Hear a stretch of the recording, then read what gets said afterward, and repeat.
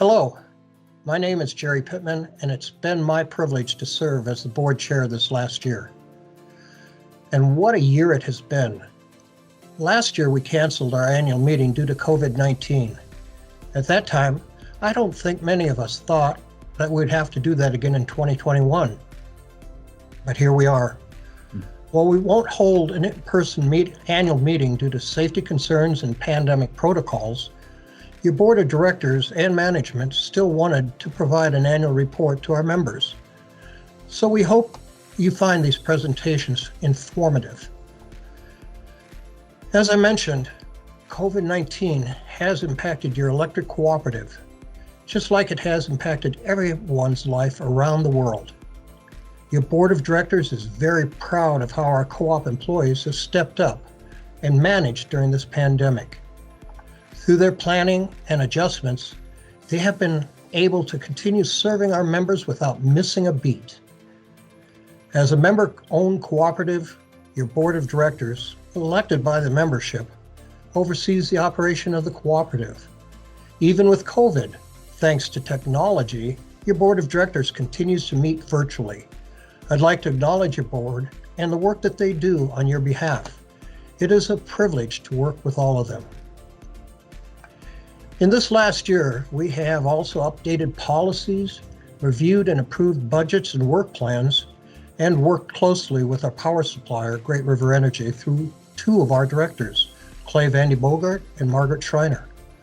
Through their leadership, Great River Energy has returned excess margins to its member cooperatives, including Dakota Electric. These excess margins have helped offset some of the hundreds of thousands of dollars that we have forgiven members in late payment fees. You will hear more about this from our treasurer, Jim Sheldon, in just a minute. I have to say, I am proud that we are a cooperative and work hard to live out the cooperative principles, especially the commitment to community.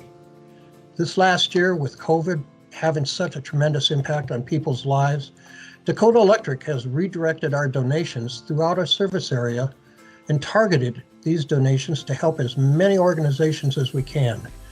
We have provided assistance to agencies that directly help people struggling to put food on the table, feed and educate children, transport the disabled and elderly, provide family services, and many other great organizations making a real impact to those who need it most during this unprecedented time. As I wrap up my comments, I want to give a formal thank you to our employees. During this time of COVID, the way that they work has changed dramatically, and for many, their workload and stress has increased significantly. On behalf of the board of directors, I say thank you to each and every one of them. They are doing an outstanding job serving our members in very trying times. With that, I will turn this over to our treasurer, Jim Sheldon, who will provide a financial report. Thank you. Hi, everyone. I'm Jim Sheldon, the treasurer of the board of directors for Dakota Electric Association. I'll be presenting a few of the financial highlights for the year 2020.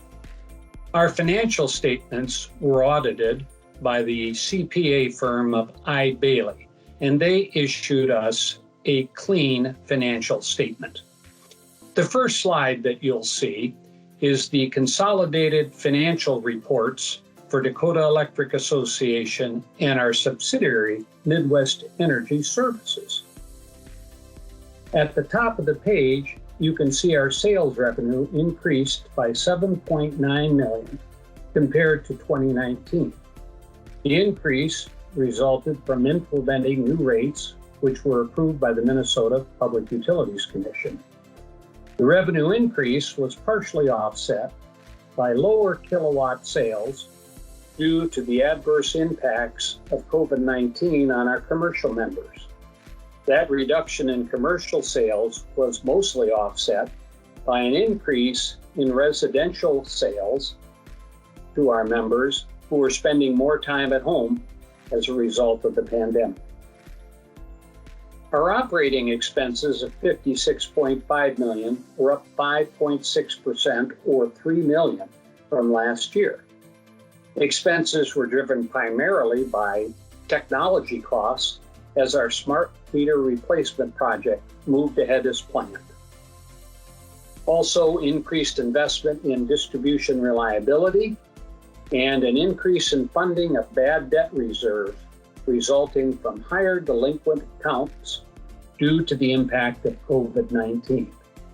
Dakota Electric reached out to our struggling members during this difficult time to establish payment plans for past due balances and to provide direction to assistance from the local government or charitable organizations in our service territory.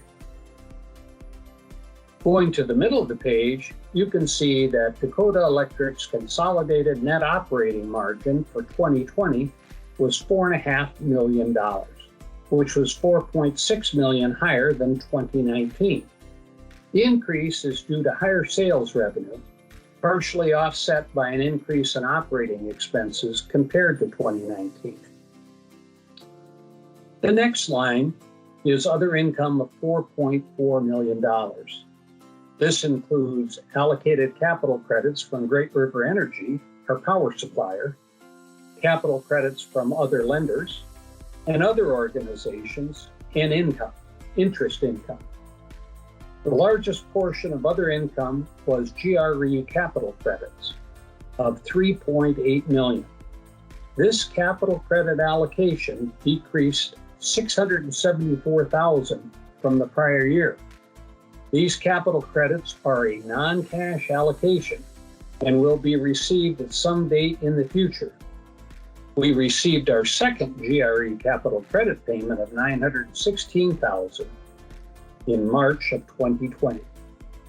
Overall, you can see that net income for the year was $8.9 million compared to $5.0 million in 2019. The next slide you'll see is our balance sheet. The top section of the balance sheet shows assets. Our total assets were $361.7 million in 2020, compared to $339.7 million in 2019. This $22 million increase was due to additions in utility plant, increased investments in Great River Energy, and higher amounts due from our members compared to 2019. The bottom section shows liabilities and equity. Our current liabilities increased $2.7 million to $65.7 million. Long-term debt increased $14.1 million to $110.9 million. The increase was to fund our smart meter replacement project. Our equity increased to $179 million, a combination of other net income for the year, partially offset by $4.4 million of capital credit retirements to our members. At the end of 2020, Dakota Electric served 110,760 active services, an increase of 1.5% over the prior year. Dakota Electric serves our members with over 4,200 miles of line, with approximately 3/4 of it underground. We invested about $21.2 million in utility plant additions in 2020 and collected nearly $1.7 million in contributions in aid of construction to help offset these costs. These investments include our smart meter replacements, as well as other upgrades to our distribution system to maintain and improve reliability for all of our existing members and to connect 1,710 new members. I would like to say a special thank you to the finance staff at Dakota Electric for their accurate work, for their outstanding work, and their outstanding work ethic. This completes the Treasurer's Report. Thank you. So thank you for taking the time to view the COVID version of our annual meeting. COVID has been the biggest story of this past year, but it was not the only story. At Dakota Electric, the pandemic tested our business continuity and crisis response plans, and we passed with high marks. Our technology allowed about 80% of our office staff to work remotely. Our outside crews worked staggered shifts to minimize contact, and utilized laptops in their trucks. And our call center employees assisted thousands of our members with economic hardships. As a critical business, our top priority was the health and safety of our valued employees.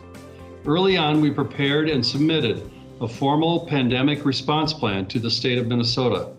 Our safety manager coordinated a small team of us to educate employees, research best practices, and communicate with the Minnesota Department of Health on our tracing needs. In all, we performed 107 tracing processes, and we had 27 employees test positive for COVID. Fortunately, all have recovered and are back to work. In the midst of this pandemic, Dakota Electric's engineering and operations staffs were very busy with nearly 1,200 new service connects for new homes and businesses. This is in addition to our annual cable replacement and preventive maintenance activities. We also completed the rebuild and upgrade of a substation in Eagan. We enhanced the capacity of one of our substations in Burnsville, started construction on a new substation in Inver Grove Heights, and we are purchasing land south of Lakeville for a new substation to meet our growth and improve reliability in our service area. Our reliability was further enhanced by our new vegetation management plan. Trees damaged by wind and storms are a leading cause of power outages. Dakota Electric's reliability is among the very best in the country and is the result of proactive tree trimming, line inspection, aging cable replacement, and pole testing. Our largest project ever, our advanced meter upgrade project, also successfully moved forward in 2020. We now have over half of our 120,000 smart meters installed. The new data and functions of this smart grid system are already paying benefits for safety, reliability, and efficiency. It will help us to better manage our electrical system and provide enhanced services to our members. Plans are to complete the meter installations by the end of this year. Dakota Electric's rate case was approved by the Minnesota Public Utilities Commission last fall. Dakota Electric files a rate case about every 5 years. Our average residential increase was about 4.3%. Even with this, our average residential bills remain below our neighboring investor-owned utility. Over 70% of our rates that our members pay is for wholesale power purchases from Great River Energy. The good news this past year is that Great River has embarked on a plan to close or sell the remaining coal plant and to add a significant amount of wind. This will significantly cut their emissions in the next few years. Even better is that our wholesale rate projections are expected to go down over the next 5 years, and then after that remain flat for the foreseeable future. Dakota Electric members continue to take advantage of our energy efficiency and off-peak programs. Members helped save over 23 million kilowatt hours in 2020 through our conservation programs and our rebates. Our off-peak programs saved members over $17 million in avoided wholesale power costs. A true win-win for Dakota Electric and our members, so thank you. Dakota Electric's 3 solar sites here in Dakota County continue to be fine-tuned and have functioned well. Our 22,000 solar panels generated over 10 million kilowatt hours during 2020. Also during 2020, we added a public electric vehicle charging station at our headquarters facility in Farmington. It's capable of charging 4 vehicles at a time. We also added 2 EVs to our fleet, and we continue to explore the various makes, models, and sizes that are coming to the market soon. Dakota Electric is proud of our community involvement each year. This past year, nearly all the gatherings and fundraising events were canceled or conducted virtually. Our member appreciation event at the Minnesota Zoo also had to be canceled. And just like this year, our annual meeting could not be held. The good news was that we redirected our efforts and donations to organizations hardest hit by the pandemic. Dakota Electric proudly supported the food shelves, energy assistance, and workforce agencies in our communities. We also helped schools with funds for sanitation and protective equipment for the teachers. We helped the local YMCAs that stepped up and provided daycare for children that normally would have been in school or daycare centers that were closed by COVID. We proactively worked with our members to connect them to energy assistance dollars through the CAP agencies, 360 communities, and other agencies here in Dakota County. Please continue to stay connected with your electric cooperative by reading our circuit's newsletter, visit our website, and read our social media posts to stay informed about your cooperative. We look forward to seeing everyone's faces and reconnecting in person very soon. In closing, thank you to our 200 amazing employees that worked hard, remained flexible, and supported Dakota Electric and our members during this past year. They are truly our most valuable asset. And thank you to our hardworking board of directors that adapted to virtual meetings quickly and effectively. They worked hard throughout the year as we navigated the pandemic. And last of all, thank you to our member owners. You have been patient and understanding throughout the year. We continue to monitor the pandemic and the governor's directives and look forward to reopening our lobby and resuming other activities when it is more safe to do so. So that's it for this year. Be safe and be well. We plan to be back live and in person at next year's annual meeting. Thank you.